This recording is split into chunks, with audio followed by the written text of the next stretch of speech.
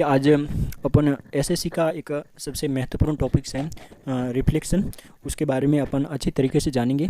देखिए, रिफ्लेक्शन का मतलब क्या होता है कि जिस प्रकार से अपन ये बात करें कि कोई दर्पण है और दर्पण आपने देखा होगा कि दर्पण के सामने कोई भी वस्तु रखते हैं तो उसी वस्तु का आकार इसमें परिवर्तित हो जाता है। तो इस वस्तु को यदि यहाँ से ये रिफ्लेक्शन होती होगी, इसकी रे आएगी और ये सेम का सेम भाग अपने को दर्पण में दिखता है। तो देखिए, दर्पण में सेम का सेम भाग दिखने का मतलब क्या होता है। तो यहाँ पे देखिए क्या होता है कि जिस प्रकार से मैं यदि समझाने का प्रयास करूँ तो मेरे पास में कुछ आपको इस प्रकार का जो दर्पण की स्थिति में आपको इस प्रकार से वस्तु एक दिखाई देगी। कोई भी वस्तु रखो दर्पण के सामने तो उसका जो प्रतिबिंब यहाँ पे दिखाई देता है। अब क्या होता है कि अब आपके यहाँ पे मान लिया कि इसके निर्देशांक कितने दे रखे हैं, यहाँ पे किसी वस्तु के यहाँ पे 3 और मेरे पास में 2 दे रखे हैं।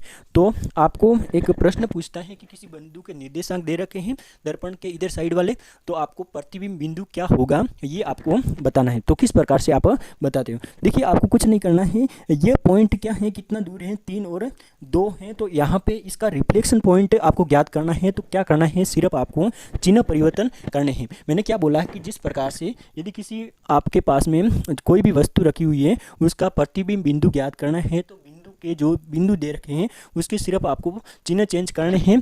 प्लस का होगा वो माइनस का हो जाएगा और माइनस का होगा वो प्लस का हो जाएगा। तो अब भाई देखिए, यहाँ पे ये दोनों चिन्ह किसके हैं, प्लस के, तो ये इसका प्रतिबिंब बिंदु क्या हो जाएगा, माइनस हो जाएगा।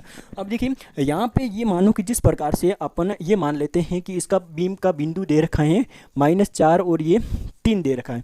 तो इसका बिंब का बिंदु कितना दे रखा है, -4 और 3 दे रखा है। तो इसका प्रतिबिंब का बिंदु क्या होगा, प्रतिबिंब का बिंदु देखिए, आपको सिर्फ प्रतिबिंब बिंदु ज्ञात करना है। तो आपको क्या करना है, उसके सिर्फ और सिर्फ उसके चिन्ह परिवर्तन करने हैं। देखिए, इस निर्देशांक का प्रतिबिंब बिंदु क्या होगा, तो आपको क्या करना है, सिर्फ चिन्ह चेंज करने। ये देखिए 4 किसका है, माइनस का है, तो आपको क्या करना है, प्लस का करना है। और ये 3 किसका है, प्लस का है, तो आपको क्या करना है, आपको माइनस करना है। यानी क्या बता रहा हूँ कि जिस प्रकार से यदि कोई भी किसी भी वस्तु का आपको प्रतिबिंब बिंदु ज्ञात करना है तो आपको क्या करना है, जो दिए गए निर्देशांक होते हैं उसका प्रतिबिंब बिंदु क्या होता है, उसके चिन्ह को परिवर्तन करना।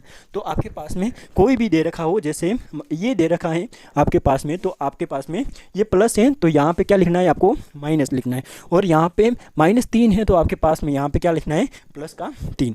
आपको क्या करना है कि जिस प्रकार से जब किसी बिंदु के निर्देशांक कितने दे रखे हैं, 3 और 4, आपको हल नहीं करना, तब इसका प्रतिबिंब बिंदु क्या होगा। तो आपको ये करना है कि यहाँ पे इसका प्रतिबिंब बिंदु क्या होगा, डायरेक्ट निकालेंगे तो ये प्लस का चिन्ह है तो किसका, माइनस का चिन्ह हो जाएगा।